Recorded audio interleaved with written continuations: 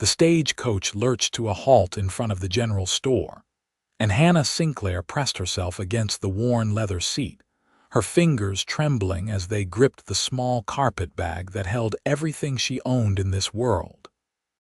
Fort Stanton, New Mexico territory stretched before her through the dust-covered window, a collection of rough wooden buildings baking under the relentless sun of 1878. She had traveled nearly 2,000 miles from Boston to arrive here, fleeing a past that still haunted her nightmares, responding to an advertisement that promised a fresh start as the wife of a rancher named Henry Zimmerman. The man was supposed to meet her at noon, and according to the conductor's pocket watch, she was right on time. Hannah forced herself to breathe slowly, counting to 10 the way her mother had taught her before the fever took her 5 years ago. The driver opened the door with a creak of hinges, and she flinched at the sudden movement. He was an older gentleman with kind eyes, but even his weathered face and gentle manner made her pulse race with a fear that had nothing to do with reason and everything to do with the memories she carried like open wounds. "Miss, this is your stop," he said, extending his hand to help her down. She stared at that outstretched hand, her throat tightening. After a moment that stretched too long, she gathered her skirts and climbed down without accepting his assistance, stumbling slightly as her boots hit the packed dirt of the street. The driver said nothing about the slight, simply tipped his hat and moved to unload her trunk from the back of the stage. Fort Stanton was smaller than she had imagined, with perhaps 24 buildings lining the main street. The military fort itself sat at the edge of town, its presence a reminder that this was still frontier territory, where Apache raids occasionally disrupted the fragile peace. She could see a hotel, a saloon with its doors propped open to catch any hint of breeze, a blacksmith shop where the ring of hammer on anvil competed with the distant lowing of cattle, and the general store where she now stood. A man emerged from the store's shadowed interior, tall and lean with dark hair touched with gray at the temples. He was perhaps 40 years old, dressed in clean work clothes and boots that had seen plenty of use. His face was weathered by sun and wind, lines carved deep around his eyes and mouth. Those eyes found her immediately, and she saw him straighten his shoulders before approaching. "Miss Sinclair." His voice was low and careful, as if he sensed something fragile in her bearing. "Yes." The word came out barely above a whisper. She forced herself to look at him, to meet his gaze for just a moment before her eyes dropped to the ground between them. This was Henry Zimmerman, the man she had agreed to marry. He looked nothing like the monster from her past, but that distinction meant little to the fear that coiled in her chest like a living thing. "I am Henry Zimmerman. Welcome to Fort Stanton." He did not move closer, did not attempt to take her hand or embrace her as she had dreaded. Instead, he simply stood there, maintaining a respectful distance that she had not expected. "I have a wagon here. My ranch is about an hour's ride north of town. If you need anything before we head out, now would be the time." She shook her head quickly, still unable to meet his eyes for more than a fleeting second. Her trunk sat beside her on the boardwalk, and she watched as Henry moved toward it. She tensed immediately, her body preparing for flight even though she had nowhere to run. He must have noticed her reaction because he paused. "I am just going to load your trunk onto the wagon. Is that all right?" The fact that he asked, that he waited for her consent before touching her belongings, startled her enough that she nodded. She watched from the corner of her eye as he lifted her trunk with practiced ease and carried it to a sturdy wagon hitched to 2 patient horses. The animals stamped their feet and swished their tails against the flies, and Hannah found herself focusing on them rather than the man who would be her husband. "Whenever you are ready," Henry said, returning to stand a careful distance away. He gestured toward the wagon but did not reach for her. Hannah walked to the wagon on legs that felt like they might give out at any moment. The seat was high, and she knew she would need help climbing up, but the thought of any man's hands on her made her stomach turn with remembered pain and terror. She put her foot on the wheel hub, reaching for the seat's edge, and pulled herself up with shaking arms. It was awkward and ungraceful, her skirts catching on the rough wood, but she managed it without assistance. Henry said nothing about her struggle. He simply walked around to the other side of the wagon and climbed up to take the reins. The distance between them on the wide bench seat was nearly 2 feet, and Hannah felt her breathing ease slightly at the space. They rolled out of town in silence. The road north was well-traveled but rough, cutting through land that seemed endless in its expanse of scrub brush, scattered juniper trees, and distant mountains that shimmered in the heat. The sun beat down mercilessly, and Hannah adjusted her bonnet to shield her face while keeping her gaze fixed firmly ahead. "It is not much farther," Henry said after they had been traveling for perhaps 30 minutes. His voice was low and steady, not demanding any response. "The ranch has been in my family for 10 years now. My father established it, but he passed 2 years ago. It is just me now, with a few ranch hands who help with the cattle and horses." Hannah nodded slightly to show she heard him but did not speak. Her throat felt too tight for words, and she did not trust her voice not to shake. "There is a separate bedroom for you," Henry continued, keeping his eyes on the road ahead. "I want you to know that. I understand this is all new and strange, and I do not expect anything from you right away. We can get to know each other first, take things slow." She risked a glance at his profile. His jaw was set, his hands steady on the reins, and there was no hint of deception in his tone. But she had learned the hard way that men could hide their true nature behind kind words and gentle gestures. Her stepfather had been a pillar of the community in Boston, respected and admired, and no one had believed her when she finally found the courage to speak of what he did behind closed doors. Her own mother had been dead by then, and her aunt had called her a liar, a troublemaker trying to sully a good man's name. It had only ended when he died suddenly of a heart ailment, freeing her from his nightly visits and wandering hands, but the damage was done. At 22, Hannah could barely stand to be in the same room with a man without her heart racing and her palms sweating. The thought of marriage terrified her, but staying in Boston with her aunt and uncle had been impossible. They had wanted her to marry a business associate of her stepfather, a man twice her age with cold eyes and a reputation that made her skin crawl. So she had taken what little money her mother had left her, answered the advertisement for a mail-order bride, and fled west to a fate she could only hope would be better than the one she left behind. The ranch came into view as they crested a small rise. It was a collection of buildings centered around a sturdy ranch house built of adobe and wood, with a barn, a bunkhouse, a corral where several horses stood in the shade, and various outbuildings. The land around it was fenced for cattle, and she could see the animals dotting the landscape in small groups. Mountains rose in the distance, purple and hazy in the afternoon heat. "Home," Henry said simply, guiding the horses toward the house. 2 men emerged from the barn as they approached, both younger than Henry by perhaps a decade. One was tall and blond with a ready smile, the other stockier with dark hair and a more serious expression. Hannah felt herself shrinking back against the wagon seat, her carpetbag clutched to her chest like a shield. Henry noticed immediately. "Wait here," he said quietly, then climbed down from the wagon and walked over to the men. She could not hear what he said, but both ranch hands nodded, their expressions growing serious as they glanced toward the wagon. Then they tipped their hats in her direction and headed back toward the barn without approaching any closer. Henry returned to the wagon. That was Jake and Thomas.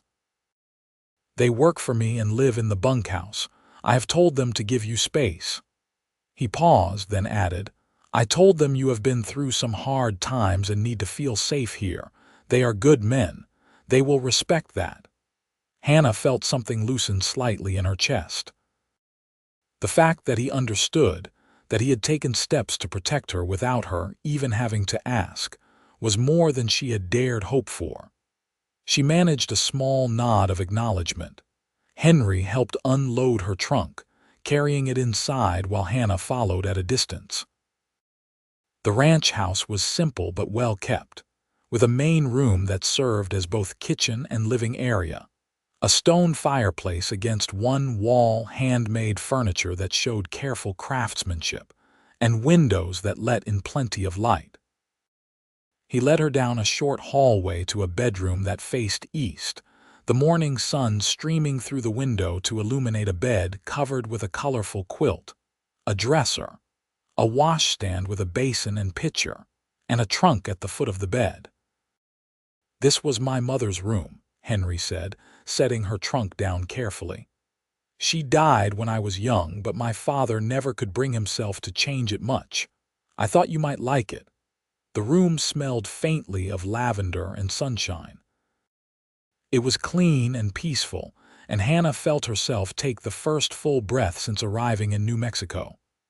Thank you, she whispered, her first voluntary words to him. Henry nodded and backed toward the door. I will let you get settled.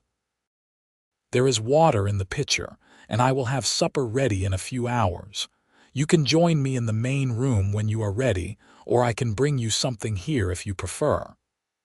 I will come out, she said, though the thought made her nervous. But she could not hide in this room forever, no matter how much the scared part of her wanted to. Good. He smiled slightly, a gentle expression that did not quite reach his eyes, which held a sadness she did not yet understand. Then he left, closing the door behind him. Hannah stood in the center of the room for a long moment, listening to his footsteps retreat down the hallway. Then she moved to the window and looked out at the vast New Mexico landscape stretching in every direction. This was her life now. This ranch, this territory, this man who was kind enough to give her space but who she had still agreed to marry. The wedding was planned for the end of the week, giving her a few days to adjust to her new circumstances. She unpacked her few belongings slowly, hanging her 2 good dresses in the wardrobe and arranging her hairbrush, hand mirror, and the small Bible that had been her mother's on the dresser. By the time she finished, the sun was lower in the sky, and she could smell something cooking in the main room. Her stomach reminded her that she had not eaten since early morning, and she forced herself to wash her face and hands before venturing out. Henry was at the stove, stirring something in a large pot.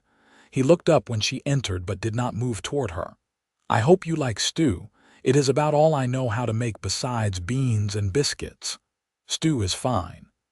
Hannah took a seat at the table, choosing the chair that faced the door. She always needed to be able to see the exits, needed to know she could run if necessary. He served the food, placing her bowl in front of her with careful precision, making sure his hands came nowhere near hers. Then he took his own bowl and sat at the opposite end of the table, a distance of at least 6 feet between them. They ate in silence for a while. The stew was simple but good, filled with beef and vegetables, and Hannah found herself eating more than she had expected. The ride had been long, and her body needed the sustenance even if her nerves made her stomach uneasy. Tell me about Boston, Henry said after a while. His tone was conversational, not demanding. I have never been east of Texas. Hannah set down her spoon, her hands folding in her lap. She had known questions would come eventually. It is crowded, loud. The buildings are very tall and close together. Do you miss it? No. The answer came quickly with more force than she intended. She saw his eyebrows rise slightly but continued, "I had nothing there to miss. My mother died 5 years ago. My father died when I was a child. I was living with relatives who did not want me." Henry nodded slowly. "I am sorry you lost your parents. That must have been hard." She did not tell him about her stepfather, about the real reason she could not bear to stay in Boston. That story was locked away deep inside her, shared only with the priest who had listened to her confession and the doctor who had examined her after one particularly brutal night. Neither of them had been able to help her, had been able to stop it. The law did not care what happened to young women in their own homes, and society certainly did not want to hear about such ugly truths. "What about you?" she asked, desperate to turn the conversation away from herself. "Have you always lived here?" "My father brought us here from Missouri when I was 16. He wanted to start over after my mother died, thought the frontier would be a good place for a fresh start. He was right in some ways. The ranch has done well. We have good water, decent grazing land, and enough hands to manage the cattle." He paused, taking a sip of coffee. "I was married once before, about 15 years ago. Her name was Mary. She died in childbirth, along with our daughter. After that, I thought I would spend the rest of my life alone." Hannah looked up at him then, really looked at him for the first time. She saw the grief etched in the lines of his face, the loneliness that shadowed his eyes. He had lost everyone he loved, just as she had. But his losses had been to death and fate, while hers had been to cruelty and violation. Different kinds of pain, but pain nonetheless. "I am sorry," she said softly. "That must have been terrible." "It was a long time ago." Henry's voice was quiet. "But I will not lie and say I ever fully got over it. You do not get over losing a child, even one you only held for a few minutes." They finished their meal in silence after that, each lost in their own memories and griefs. When Hannah stood to clear the dishes, Henry stopped her with a raised hand. "I will take care of it. You have had a long day. Get some rest." She wanted to argue, wanted to prove she could be useful and earn her place here, but exhaustion was pulling at her with insistent hands. So she simply nodded and retreated to her room, closing the door and leaning against it with her eyes closed. The bed was softer than she expected, the quilt warm and comforting. She changed into her nightgown and climbed under the covers, staring up at the ceiling as the last light faded from the sky outside her window. In the distance, she could hear cattle lowing and the faint sounds of the ranch hands talking as they settled in for the night. It was so different from Boston, from the constant noise of carriages and street vendors and the press of humanity that never seemed to sleep. Here, there was space, distance, room to breathe. She fell asleep thinking about Henry's sad eyes and wondering if two broken people could ever make something whole together. The next few days fell into a pattern that Hannah found surprisingly bearable. Henry rose early each morning, long before dawn, and was usually out working with the cattle or horses by the time she emerged from her room.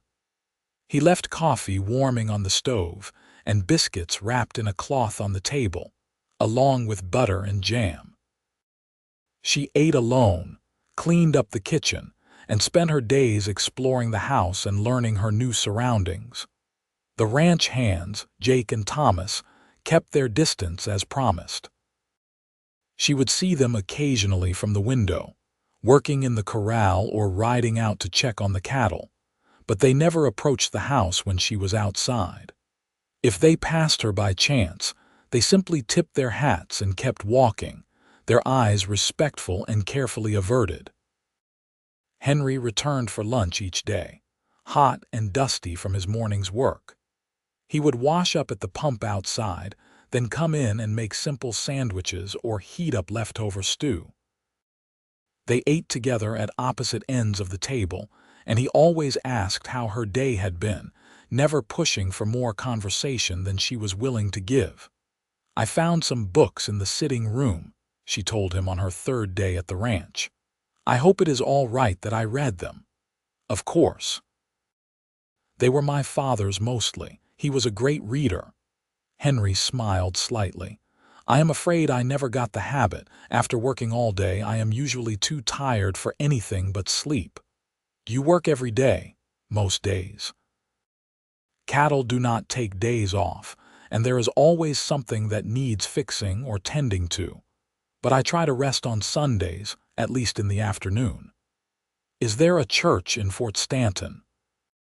She had not been particularly religious since her stepfather's death, finding it hard to pray to a God who had allowed such things to happen. But church was a normal part of life, and she wanted to establish some normalcy here. "There is. A small one. The circuit preacher comes through twice a month.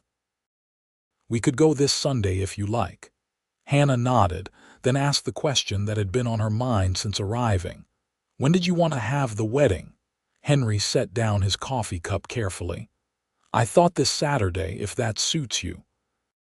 The preacher will be here, and it is as good a day as any. But if you need more time, I can wait." Saturday was 4 days away. 4 days until she would legally belong to this man, until he would have every right to do with her as he pleased. Her hands began to shake, and she hid them in her lap. "Hannah." His voice was gentle but firm. "Look at me." She forced herself to raise her eyes to his face. "I meant what I said when you arrived. I do not expect anything from you that you are not willing to give. Marriage will give you legal protection and security, but it does not mean I will force myself on you. Do you understand? Men say things," she whispered, her voice barely audible. "They promise. But then when the doors are closed and no one can hear, they do what they want anyway." Henry's expression grew even more serious, and she saw anger flash in his eyes, but it was not directed at her. "Someone hurt you back in Boston." It was not a question. She nodded anyway, a tiny movement that felt like ripping open an old wound. "I am sorry that happened to you. I am sorry that some man made you afraid like this." He leaned forward slightly, then caught himself and stayed where he was. "I cannot undo what was done to you. I cannot promise that you will ever fully trust me or any man again. But I can promise that I will never force you, never hurt you deliberately, and never hold you to anything you do not want. And if you want to call off this wedding and just live here as my employee or tenant or anything else that feels safer to you, we can do that instead." Hannah stared at him, her heart pounding. No man had ever spoken to her like this, had ever offered her a choice in anything. "You would do that? Let me stay here without marrying you?" "Yes. Though I will admit it would cause some talk in town, but I can weather gossip if it means you feel safe." She thought about it, really thought about it. Marriage would make her situation here legal and permanent. It would give her a place and an identity in this small community. Without it, she would always be the woman living with Henry Zimmerman in sin, and while he might not care about the gossip, she would bear the brunt of it from the townspeople, especially the women. More than that, she realized she wanted to believe him.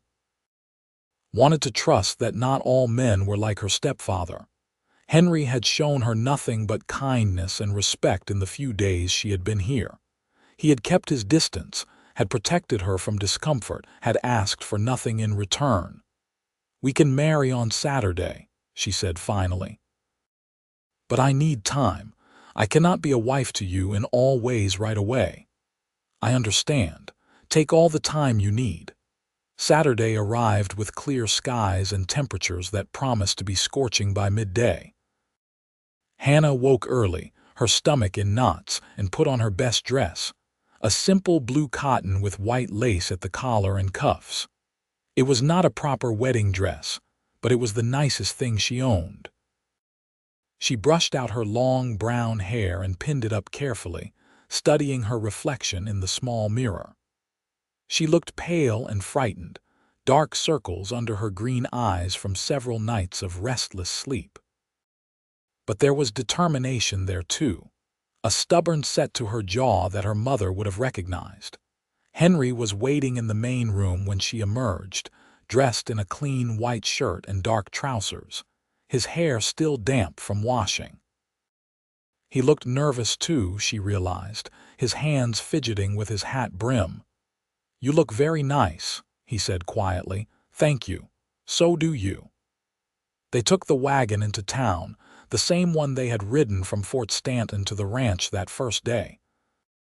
The silence between them was heavy with unspoken thoughts and worries.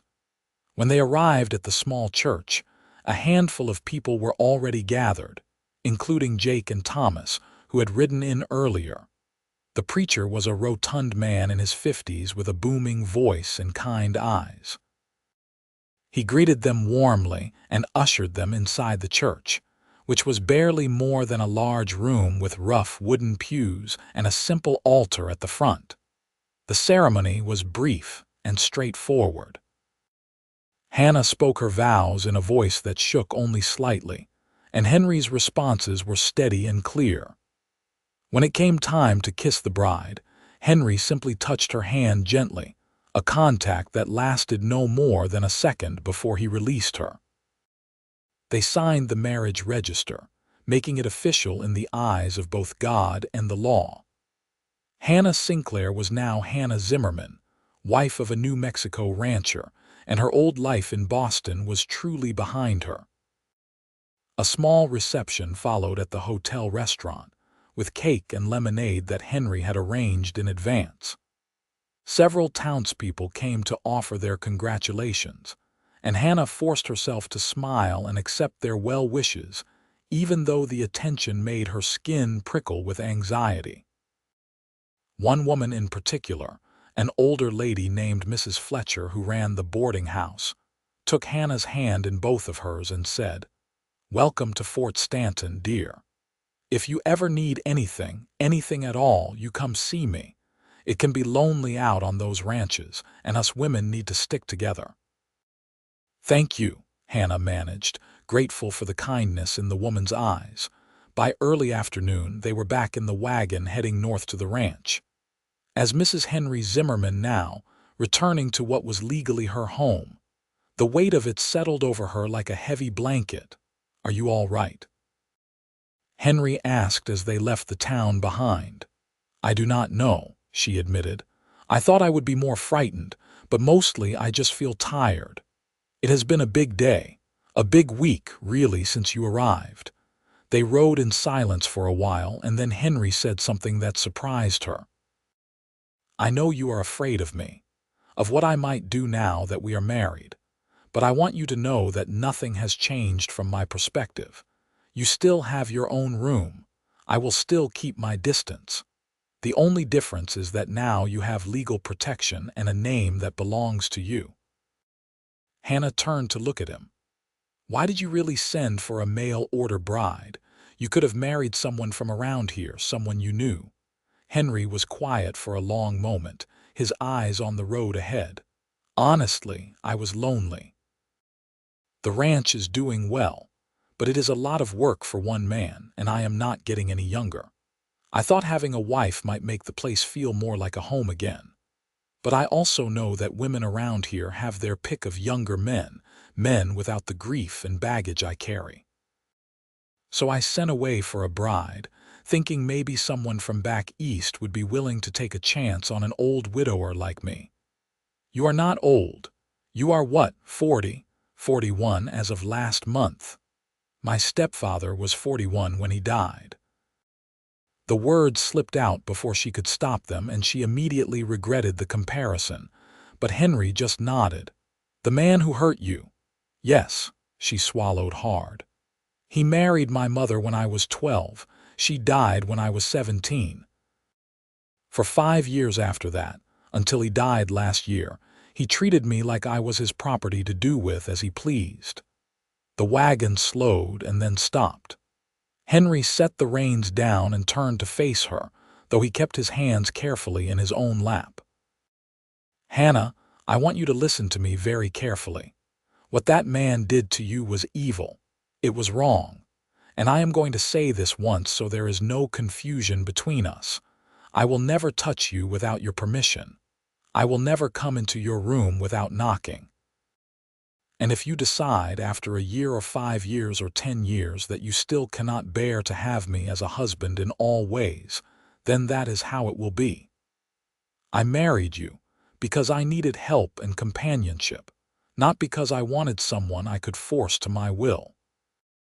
Tears pricked at Hannah's eyes, hot and unexpected. Why are you being so kind to me? Because you deserve kindness, because everyone deserves to feel safe in their own home. He picked up the reins again, and because I know what it is like to carry grief and pain that never quite goes away. Mine is different from yours, but it is real nonetheless. Maybe two damaged people can be less lonely together. They arrived back at the ranch in late afternoon. The sun was still high and hot, and the cattle were gathered in whatever shade they could find. Jake and Thomas were nowhere to be seen, probably giving the newlyweds privacy that Hannah was grateful for. Inside the house, Henry went to the kitchen and started preparing supper while Hannah changed out of her good dress and into a simple everyday one. When she came out, he had potatoes frying in a pan and was cutting up vegetables for a salad. "Can I help?" she asked, hovering in the doorway. "Sure.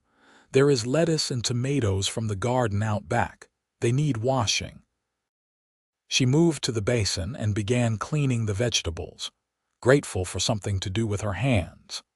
They worked in companionable silence, and she found herself relaxing slightly in the familiar routine of preparing food. They ate at their usual spots at opposite ends of the table. As they finished, Henry cleared his throat. "I should tell you, there is a cattle drive coming up in 3 weeks. I will need to be gone for about 10 days, maybe 2 weeks. Jake and Thomas will be here, but they will be busy with the ranch work. You will be mostly on your own." Hannah felt panic rise in her chest. "You are leaving?"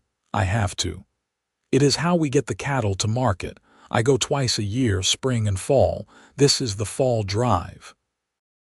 He must have seen the fear in her face because he added quickly, "But if you are not comfortable being here without me, I can see if one of the other ranchers can take my herd with theirs. It would cost me some profit, but it is possible." She forced herself to breathe slowly. This was part of ranch life. She could not expect him to give up his livelihood because she was afraid.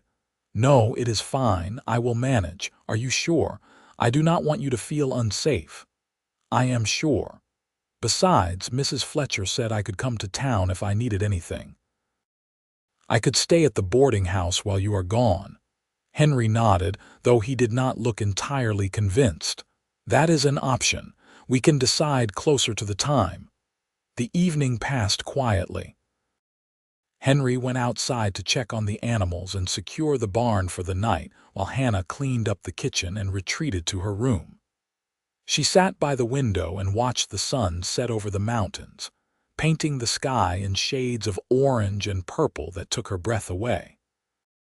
Boston had never had sunsets like this, hemmed in as it was by tall buildings and the constant haze of coal smoke. She thought about what Henry had said, about two damaged people being less lonely together. Was that what they were building here? Not a traditional marriage, but some kind of partnership based on mutual respect and shared solitude. It was not what she had imagined marriage would be like when she was a girl dreaming of romance and love. But perhaps it was enough. Perhaps safety and kindness were worth more than passion when you had known the alternative. The days turned into weeks, and Hannah slowly began to settle into life on the ranch. She took over the cooking, preparing meals that were more varied and flavorful than Henry's simple fare. She started a small vegetable garden near the house, tending it in the early mornings before the heat became unbearable. She learned to bake bread and make preserves from the wild berries that grew near the creek that ran through the property. Henry continued to keep his careful distance, but she noticed small kindnesses that he probably thought she did not see. He always made sure there was fresh water in her pitcher before she woke. He fixed the squeaky hinge on her bedroom door without being asked. When he brought supplies from town, there was always something extra like a ribbon for her hair or a new book he thought she might enjoy. She found herself watching him more, studying the way he moved with quiet confidence, the way he was gentle with the horses and patient with the ranch hands. He worked hard, up before dawn and not stopping until the sun set. But he never complained about the labor or the challenges that came with managing a ranch in this harsh environment. One evening, about 3 weeks after the wedding, Hannah was washing dishes when a spider dropped from the ceiling onto the counter next to her. She let out a startled cry and jumped back, her heart racing. Henry was at the table going over his account books. He looked up immediately. "What is wrong, Spider?" she said, feeling foolish. "I am sorry, it just startled me." He stood and crossed to the kitchen but stopped several feet away. "Where is it?" She pointed, and he moved past her with careful attention to keeping distance between them, caught the spider gently in his hands and took it outside to release it. When he came back, she was still standing in the middle of the kitchen, her hands shaking slightly. "Are you all right?" he asked from his safe distance. "Yes, I feel silly. It was just a spider." "You do not need to apologize for being startled." He paused, then added gently, "You do not need to apologize for much of anything, Hannah. This is your home too." Those words, simple as they were, lodged somewhere deep in her chest. Your home too. As if she truly belonged here, as if this was more than just a place she was staying until something better came along. "Thank you," she whispered. Henry nodded and returned to his account books, and Hannah went back to her dishes. But something had shifted slightly between them, a small crack in the wall she had built around herself. The cattle drive loomed closer, and Henry spent his days preparing for it, getting the herd ready and making sure everything at the ranch would be in order during his absence.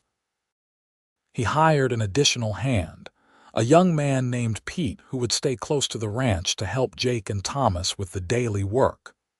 "Pete is only 19, Henry told Hannah a few days before he was set to leave.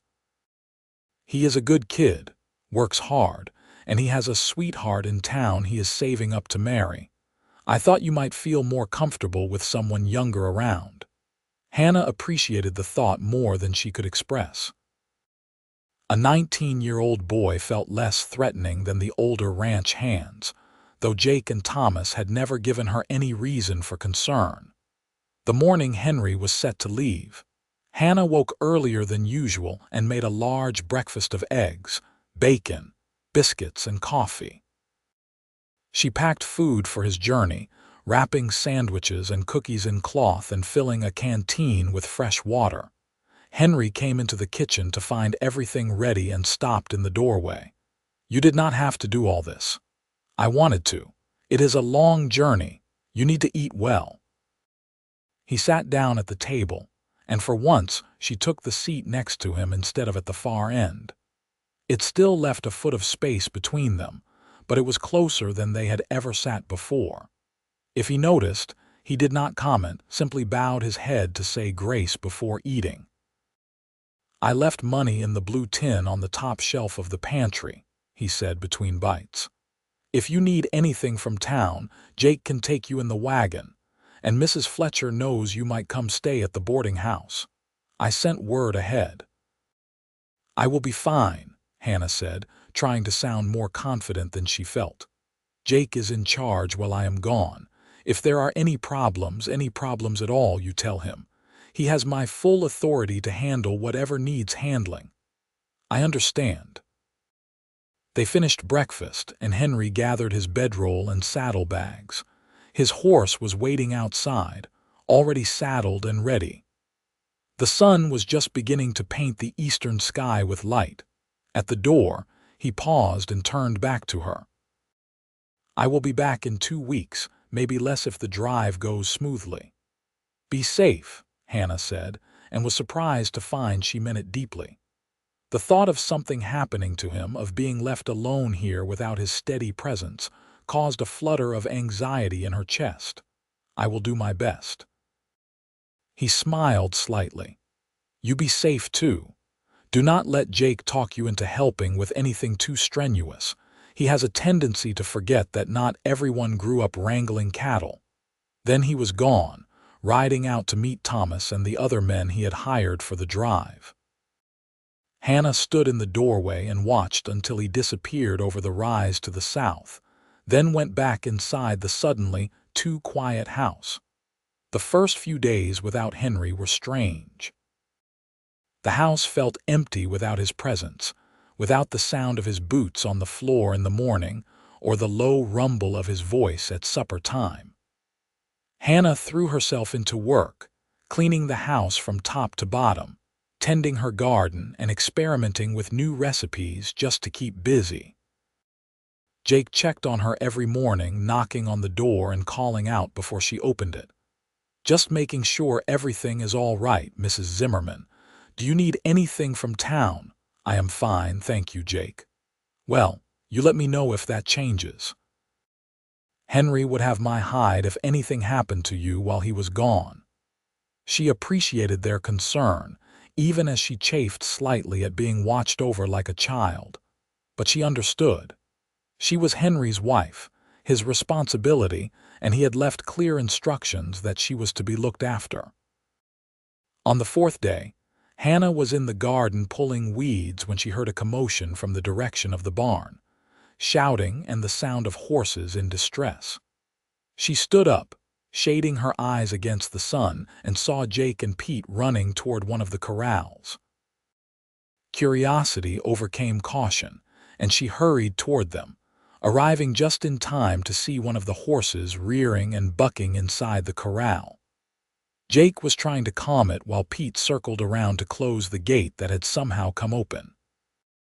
"Easy, easy," Jake was saying, his hands out in a calming gesture. But the horse was spooked, its eyes rolling white with fear. Hannah noticed what the men apparently had not. There was a rattlesnake coiled near the fence post, its tail buzzing a warning. The horse had probably stepped too close and now was panicking. "There is a snake," she called out, pointing. "By the post." Jake saw it immediately and swore. "Pete, get back. Mrs. Zimmerman, you too." But the horse was moving closer to the snake, and Hannah knew that if it got bitten, they would likely lose the animal. Without thinking, she grabbed a long stick that was leaning against the barn and moved toward the corral. "Mrs. Zimmerman, no."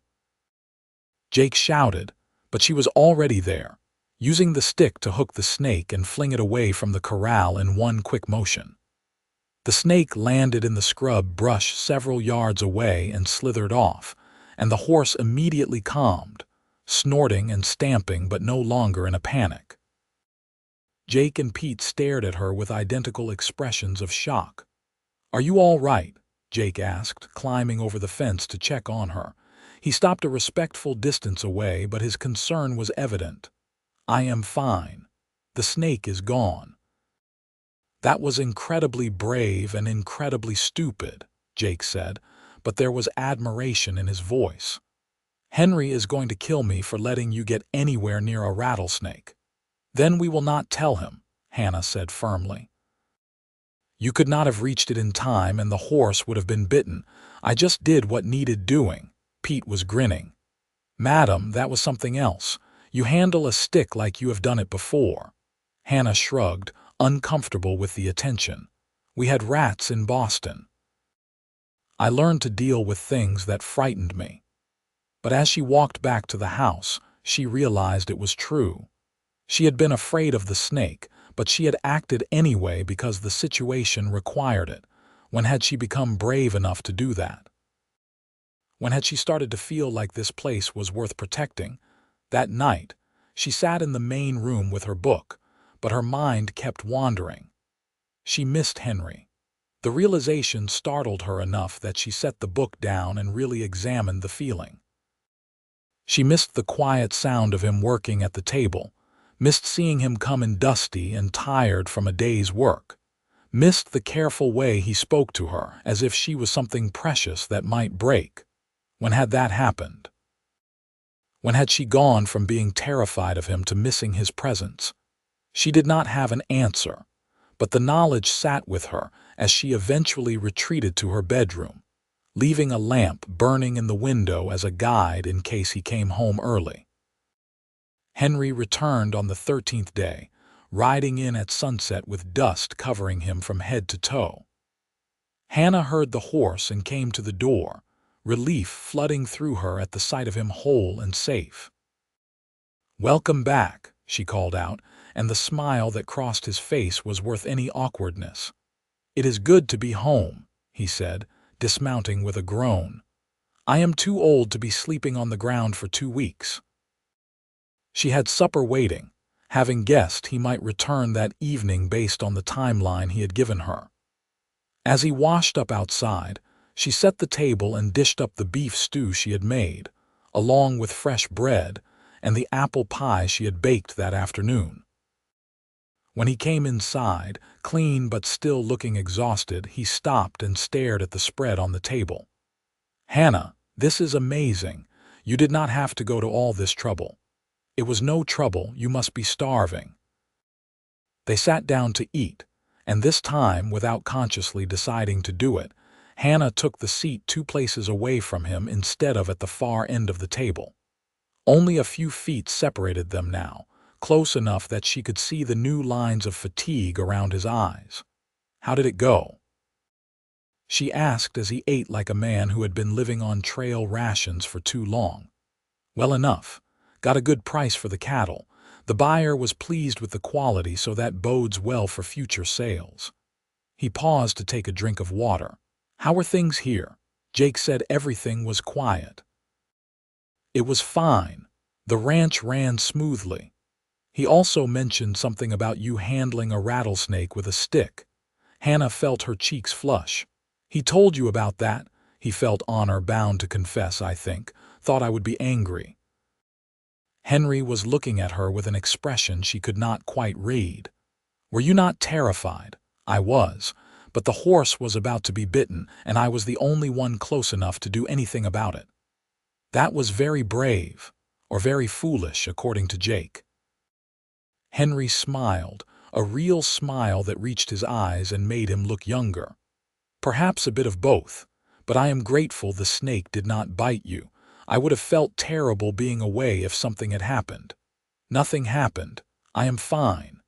They finished the meal and Hannah served the pie. Henry ate his slice slowly, savoring each bite. "This is delicious. My mother used to make apple pie. I have not had any this good since she died." "I am glad you like it. I was not sure if the apples from town would be sweet enough. It is perfect." He set down his fork and looked at her directly. "I miss this, being home, having someone to come back to." Hannah felt something warm unfurl in her chest. "I missed you too," she admitted quietly. His eyebrows rose slightly in surprise, but he did not comment on it. They cleaned up together after the meal, Hannah washing while Henry dried, maintaining their careful distance but working in comfortable synchronization. That night, Hannah lay in bed and acknowledged the truth she had been avoiding. She was beginning to care for Henry Zimmerman. Not in the way a wife typically cared for a husband, perhaps. Not with passion or romance, but with a deep appreciation for his kindness and a growing trust that he would keep his word about never hurting her. It was not love, not yet, but it was something. And that something felt like the first crack in the ice that had encased her heart since her stepfather's death. The seasons began to change, autumn arriving with cooler temperatures, and the cottonwood trees along the creek turning gold. Hannah had been at the ranch for 3 months now, and life had settled into a rhythm that felt almost comfortable. She had expanded her garden, putting in plants that would survive the winter months. She had learned to ride one of the gentler horses, a mare named Daisy who was patient with her inexperience. She went into town once a week with Jake, shopping for supplies and slowly getting to know the other women of Fort Stanton. Mrs. Fletcher had taken her under her wing, inviting her to the weekly sewing circle that met at the church. At first, Hannah had been reluctant, unsure how to interact with these frontier women who seemed so confident and capable. But they had welcomed her with genuine warmth, and she found herself looking forward to the Thursday afternoon spent stitching quilts and exchanging news.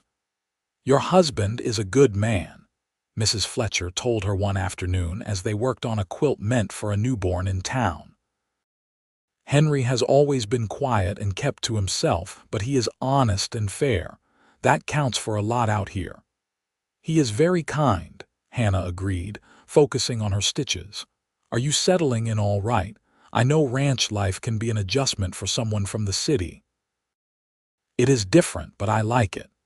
There is something peaceful about the open space." What she did not say was that she liked not having neighbors who could hear through thin walls, like not having to worry about running into people who had known her stepfather. Out here, she was just Hannah Zimmerman, Henry's wife, with no past beyond what she chose to share.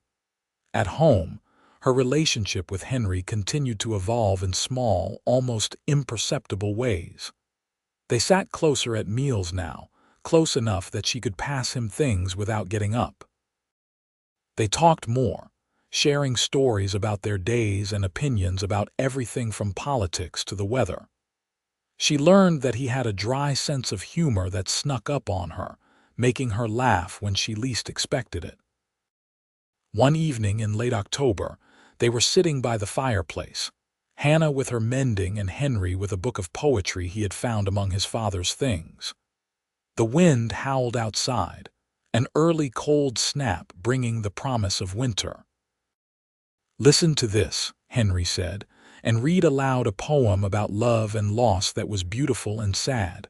When he finished, there was silence broken only by the crackle of the fire. "That was lovely," Hannah said softly. "My father used to read poetry to my mother. He said it was how he convinced her to marry him, reciting verses until she agreed just to get him to stop." Henry smiled at the memory. "I never had the gift for it myself. You read it well just now." He looked at her across the small space between their chairs. "Hannah, can I ask you something?" She tensed automatically but nodded. "Of course. Are you happy here? Honestly. I know this is not the life you imagined, and I know I am not the husband you might have hoped for, but are you all right?" Hannah set down her mending and thought about the question. Was she happy? It was not a word she had associated with herself in years.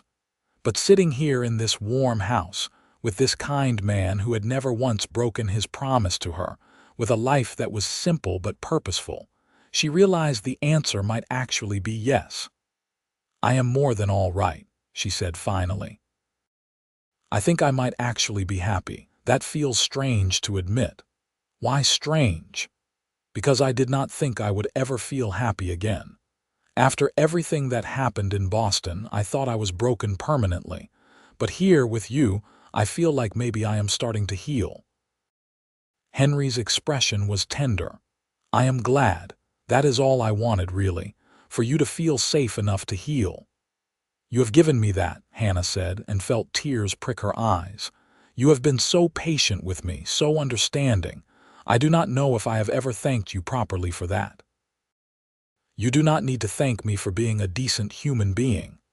"But not everyone is decent. That is something I learned the hard way." She took a breath, gathering her courage. "Henry, I want to tell you something about what happened to me in Boston." "You do not have to," he said quickly. "I do not need to know the details." "I know, but I want to tell you. I think I need to tell someone who will believe me." So she told him everything. About her stepfather's late-night visits that started when she was 17, just months after her mother's death. About how he had threatened her, told her no one would believe her if she told, that she would be thrown out into the street with nothing. About the years of abuse, the shame and fear and helplessness. about how his death had freed her body but left her mind and heart scarred in ways that might never fully heal. Henry listened without interrupting, his hands clenched into fists in his lap, his jaw tight with suppressed anger. When she finished, her voice raw from speaking truth she had kept locked away for so long, he was quiet for a long moment. "I am sorry," he said finally, his voice rough with emotion. "I am so deeply sorry that happened to you. You deserved better. You deserved to be protected. I know that now. But for a long time I believed him. I believed that it was somehow my fault, that I had done something to deserve it. It was never your fault. What he did was evil, plain and simple." Henry's eyes met hers across the space between them. "Thank you for trusting me with your story. I will never betray that trust." Hannah felt something release in her chest, a knot of tension she had been carrying for years. Telling him had been terrifying, but he had responded exactly as she had hoped, with belief and compassion rather than doubt or blame. "I should get to bed," she said, suddenly exhausted. "Thank you for listening. Anytime, truly, Hannah, anytime you need to talk, I am here." She stood and moved toward her room but paused at the hallway entrance. On impulse, driven by a courage she had not known she possessed, she crossed back to where Henry sat and placed her hand gently on his shoulder. It was the first time she had voluntarily touched him. He went perfectly still under her touch, barely breathing. "Thank you," she whispered. "For everything." Then she retreated to her room before her courage could fail, leaving Henry sitting by the fire with her handprint still warm on his shoulder. After that night, something fundamental shifted between them. Hannah found herself seeking out Henry's company rather than merely tolerating it. She sat beside him at meals instead of across from him. When they went into town together in the wagon, she no longer pressed herself against the far side of the seat. Small touches became more frequent, though always initiated by her. She would brush his arm when passing him something at dinner. She would steady herself with a hand on his shoulder when climbing down from the wagon. She would hand him tools when he was fixing something around the ranch, letting their fingers brush briefly in the exchange. Henry never pushed for more, never reached for her first. But she could see in his eyes that he noticed each small touch, treasured each moment of closeness she offered. Winter arrived in earnest, bringing snow that blanketed the ranch and made work harder for everyone. The cattle needed hay brought to them daily. The water troughs froze and had to be broken up and refilled. The cold was bitter, seeping through every crack in the house despite the fire that burned constantly in the hearth. One particularly frigid night in December, Hannah woke to the sound of the wind shrieking around the house like a living thing. She was cold despite the extra blankets, her breath visible in the air of her room. The fire in the main room must have died down, and the cold was seeping in everywhere. She wrapped a quilt around her shoulders and ventured out to restart the fire. To her surprise, Henry was already there, kneeling by the hearth and coaxing flames from the embers. "I am sorry if I woke you," he said, glancing over his shoulder. He was fully dressed despite the late hour. "You did not. I was cold." She moved closer to the growing fire, holding her hands out to the warmth. "Were you even asleep?" "I was checking on the horses. This kind of cold can be dangerous for them. I just came back in." Hannah noticed he was shivering, his hands red and chapped from the cold. Without thinking, she went to the kitchen and heated water, pouring it into a basin and bringing it back to where he stood by the fire. "Put your hands in this," she said. "You need to warm up slowly or it will hurt worse." He did as she instructed, and she saw him wince as sensation returned to his frozen fingers. She found herself standing closer than she ever had before, and placed her hands over his in the warm water. Henry sucked in a breath at the contact but did not pull away. They stood like that for several minutes, her smaller hands covering his larger ones, both of them staring at the fire rather than at each other. "Hannah," he said quietly, "you do not have to do this. I know I want to." "Why, what changed?" She considered the question. "You have been patient with me for months now. You have kept every promise you made. You have shown me that not all men are monsters. I am not saying I am completely healed or that I do not still get frightened sometimes. But I trust you, Henry. And I want you to know that I am trying to be a real wife to you, not just someone living in your house." "You do not owe me anything," he said, his voice strained. "I married you knowing the situation, knowing it might never be a traditional marriage. I know I do not owe you. But I want to give you something anyway." She took a breath. "I care about you. More than I thought I could care about any man. You have been so good to me, and I want to be good to you too." Henry turned his head to look at her, and the emotion in his eyes made her breath catch. "You are already good to me. You make this house a home again. You give me someone to come back to at the end of a long day. That is more than I dared hope for." They stood there in the firelight, holding hands in the basin of warm water, and Hannah felt something bloom in her chest. It was not quite love yet, but it was close. It was tenderness and trust and a growing affection that scared her a little but also filled her with hope. "Stay out here with me," she said impulsively. "It is too cold for either of us to be alone in our rooms. We can sit by the fire until morning."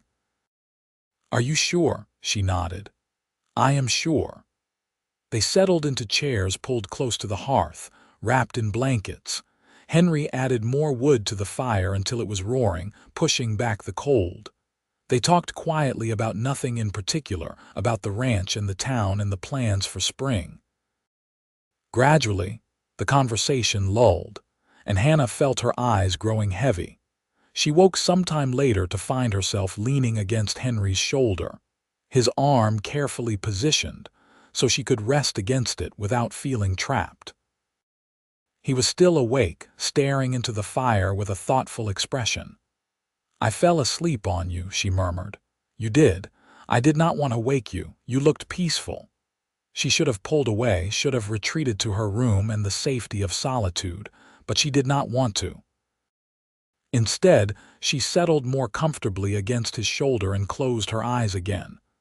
"Is this all right?" she asked quietly. "This is more than all right," Henry said, his voice rough with emotion. "This is everything."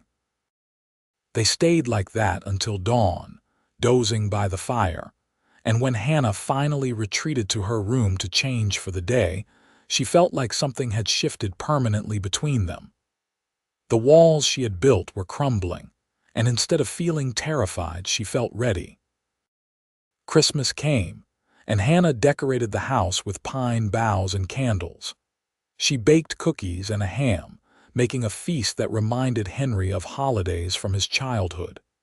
Jake and Thomas and Pete joined them for dinner, and the house was filled with laughter and conversation. Henry gave her a gift, a beautiful shawl he had ordered from a catalog, soft wool dyed a deep green that brought out the color of her eyes. She gave him a new leather-bound journal for keeping his ranch accounts, which she had noticed were written in a battered old book that was falling apart. But the real gift was given later, after the ranch hands had returned to the bunkhouse and the house was quiet again. Hannah approached Henry as he sat by the fire and took his hand in hers. "I have something else to give you," she said nervously. "You already gave me the journal. It is perfect." "This is different," she took a breath. "I would like you to kiss me." Henry went very still. "Hannah, you do not have to do that for me. I know, but I want to. I want to know what it is like to be kissed by someone who cares about me, someone who will not hurt me." She met his eyes.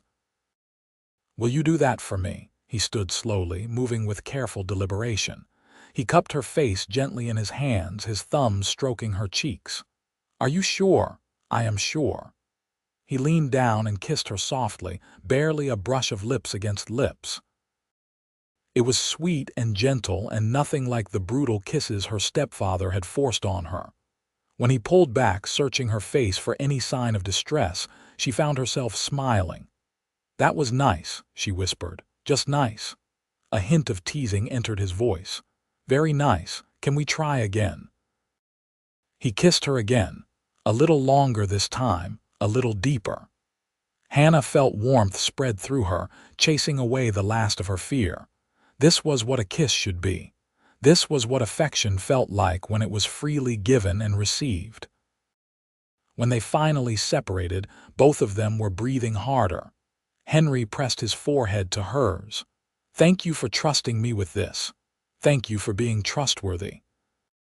They stood like that for a long moment, holding each other in the firelight, and Hannah knew with certainty that she was falling in love with her husband. It had happened so gradually that she had not noticed until now, but the feeling was unmistakable. She loved his patience, his kindness, his quiet strength. She loved the way he looked at her as if she was precious. She loved the home he had given her and the space he had allowed her to heal. Over the next few months, their relationship continued to deepen. Kisses became more frequent, more passionate. Hannah moved her things into Henry's room in February, a decision she made without fanfare or announcement. She simply started sleeping beside him in the large bed, finding comfort in his warmth and steady breathing. Henry never pushed for more than she was willing to give, always letting her set the pace. When they finally made love for the first time in late March, with the spring rains falling softly on the roof and the smell of wet earth drifting through the open window, it was gentle and tender, and everything she had never known intimacy could be. "I love you," she whispered afterward, lying in his arms with her head on his chest. "I love you too," he said, pressing a kiss to her hair.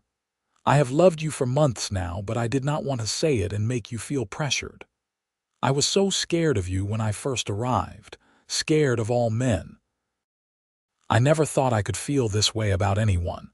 You were brave to come here at all, knowing what you had been through, and you were brave to give me a chance despite your fear." She propped herself up to look at him. "You made it easy. You gave me time and space and respect. You showed me that love does not have to hurt. It should never hurt, not real love." They made their marriage real in every sense over the following weeks, learning each other's bodies and hearts with patience and care. Hannah bloomed under Henry's affection, becoming more confident and open. Her nightmares, which had plagued her since arriving in New Mexico, became less frequent and eventually stopped altogether. By summer, she knew she was pregnant. The realization filled her with a complicated mix of joy and fear. She wanted Henry's child, wanted to create a family with this man she had come to love so deeply.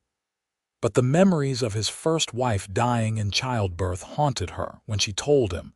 Henry's face went through a rapid series of emotions: joy, fear, and then determination. "We will get you the best care possible. I will not lose you the way I lost Mary."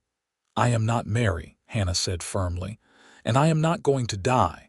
I am strong and healthy, and I am going to have this baby and many more after it." "Many more?" Henry raised an eyebrow. "Well, at least a few." "I always wanted a large family." He pulled her close, burying his face in her hair. "I want that too. A house full of children and noise and life. Everything this place has been missing." Their son was born in early February of 1880, on a cold, clear morning with the midwife from town in attendance. The labor was long but uncomplicated, and when Hannah finally held her baby boy in her arms, she wept with joy and relief. Henry sat beside her on the bed, his arm around her shoulders, staring at his son with wonder. "He is perfect. You are perfect. I cannot believe how lucky I am." "What should we name him?" Hannah asked, stroking the baby's dark hair. "What about James, after my father, James Zimmerman? I like it." She looked up at Henry. "Thank you for this, for all of it, for giving me a life I never dreamed I could have. Thank you for taking a chance on me." for trusting me despite everything you had been through." He kissed her forehead. "You have made me happier than I ever thought I could be again." Little James was followed by a daughter 2 years later, whom they named Rose after Henry's mother. Then came another boy, Thomas, and finally twin girls, Elizabeth and Catherine. The ranch house that had once been so quiet and empty was filled with the sounds of children laughing and playing. Hannah thrived in her role as mother and wife. She was patient and loving with the children, and they grew up strong and happy under her care. She made sure they knew they were loved, that they were safe, that their home was a place of warmth and security. Jake and Thomas remained on the ranch, becoming uncles to the children. Pete eventually married his sweetheart and started his own small spread nearby. The ranch prospered under Henry's management, the herds growing larger and healthier each year. On their 10th anniversary, Henry took Hannah into town for a special dinner at the hotel restaurant. Mrs. Fletcher had agreed to watch the children for the evening, and it was the first time in years they had been alone together. "I cannot believe it has been 10 years, Hannah said, reaching across the table to take his hand. "Sometimes it feels like I just stepped off that stagecoach yesterday." "You were so scared that day. I was terrified I had made a terrible mistake, that you would never be able to trust me. You proved yourself trustworthy from the very first day.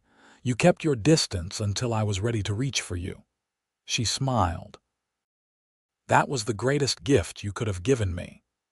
"I would give you anything," Henry said seriously. "You brought this old widower back to life. You gave me a family and a home and a reason to wake up every morning with joy instead of just going through the motions. You saved me too. From a life of fear and loneliness, you showed me that love could be kind and gentle and safe." She lifted his hand to her lips and kissed his knuckles. "I love you more now than I did on the day we married, more than I did when we made love for the first time. More than I thought it was possible to love another person. I love you just as much," Henry said, his voice thick with emotion. "You are the best thing that ever happened to me." They finished their dinner and walked slowly back to the wagon, hand in hand under the stars.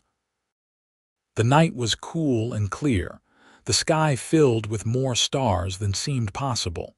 Fort Stanton spread out below them, a small collection of lights in the vast darkness of the New Mexico territory. "You ever miss Boston?" Henry asked as they drove back toward the ranch. Hannah was quiet for a moment, considering. "I miss my mother sometimes. I wish she had lived to see the life I have built here, to know her grandchildren. But the city itself?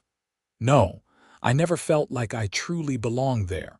Here, on this ranch with you and our children, is where I belong. This is home." They arrived back to find the children all asleep and Mrs. Fletcher dozing by the fire. After thanking her and seeing her safely home, Henry and Hannah checked on each child, tucking blankets around small bodies and pressing kisses to sleeping foreheads. In their own bedroom, they held each other close, listening to the familiar sounds of the ranch settling in for the night. The wind whispered through the juniper trees. An owl hooted somewhere in the distance. The cattle lowed softly in their sleep. "We did good," Hannah whispered.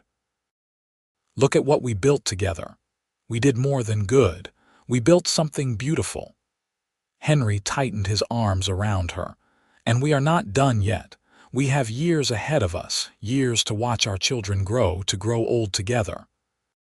"Promise me something," Hannah said, tilting her head to look up at him. "Anything. Promise me that when we are old and gray, sitting on the porch watching our grandchildren play, you will tell them our story.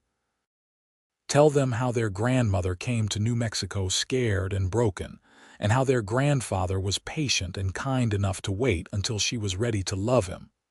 I promise. Though I think you should help me tell it. You tell it better than I ever could." She smiled and kissed him softly. "Then we will tell it together, just like we do everything else." The years continued to pass, bringing both challenges and joys. There were hard winters and dry summers, cattle lost to disease and predators, broken bones and childhood illnesses that tested their strength as parents. But through it all, Henry and Hannah faced everything together, their love growing deeper and stronger with each passing season. The children grew up hearing stories of how their parents met, of their mother's courage in traveling across the country to start a new life, of their father's patience and kindness in giving her the time she needed to heal. They learned that love could take many forms, that it did not always happen quickly or easily, but that it was worth waiting for and fighting for. James, their eldest, inherited his father's love of ranching and took over more and more of the work as Henry grew older. Rose married a teacher from Santa Fe and moved to the city, though she visited often with her own growing family. Thomas became a lawyer, using his sharp mind and sense of justice to help those who could not help themselves. The twins, Elizabeth and Catherine, remained close their whole lives, eventually opening a successful dress shop in Fort Stanton that served women throughout the territory. By the time Hannah and Henry celebrated their 30th anniversary, they were grandparents 7 times over. The ranch house had been expanded to accommodate the large family gatherings that happened several times a year. The original buildings had been replaced or renovated, but the heart of the place remained the same. On a warm evening in late summer, Hannah and Henry sat on the porch just as she had imagined all those years ago, watching their grandchildren play in the yard. His hair was completely white now, her streaked with silver, but their hands were still intertwined the way they had been for decades. "Do you remember the day I arrived?" Hannah asked, though she knew he did. They had told the story countless times to their children and grandchildren. Of course. You were wearing a blue dress and looked like you might bolt at any second. I thought you were the prettiest thing I had ever seen, and I was terrified I would do something to scare you away. I was terrified of everything back then, especially you. I know. That is why I had to be patient, had to wait for you to reach for me first. He squeezed her hand gently. Best decision I ever made, giving you that time and space. Best decision I ever made was getting on that stagecoach, Hannah said. Even though I was running away from one nightmare, I was running toward something beautiful. I just did not know it yet. They sat in comfortable silence, watching the sun set over the mountains in shades of orange and pink and purple. Their youngest grandson, barely 4 years old, ran up to the porch with a handful of wildflowers. "For you, Grandma," he said, presenting them with a gap-toothed smile. "Thank you, sweetheart. They are beautiful." Hannah accepted the flowers and pressed a kiss to his forehead before he ran off to rejoin his cousins. "We built a good life," Henry said, echoing her words from so many years ago. "We built the best life," Hannah corrected. "We took 2 broken people and made something whole and beautiful and lasting. Not many can say that. No, not many can." He turned to look at her, his eyes still full of the same love and tenderness they had held on their wedding day.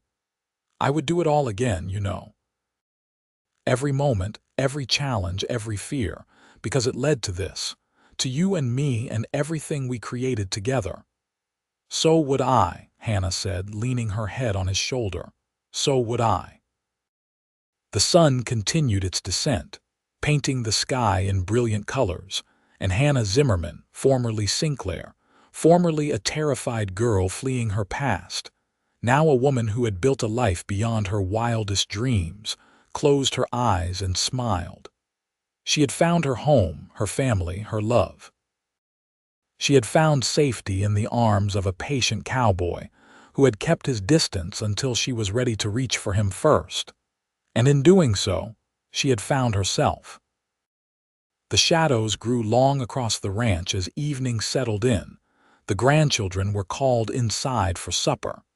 And another day came to a peaceful end on the Zimmerman Ranch in Fort Stanton, New Mexico Territory. A place where love had conquered fear, where patience had been rewarded with devotion, and where two damaged souls had found healing in each other's arms. It was a story worth telling, a love worth celebrating, and a life well lived. And as the stars began to appear in the darkening sky, Henry and Hannah remained on the porch, hand in hand, hearts full, together in the home they had built and the love they had nurtured through 3 decades of marriage. Their story had started with fear and distance, but it had become something beautiful, a testament to the healing power of patience, kindness, and a love that grew stronger with each passing day. It was a legacy they would pass down to their children and grandchildren, a reminder that even the deepest wounds could heal given time, care, and someone willing to wait until you were ready to reach for them.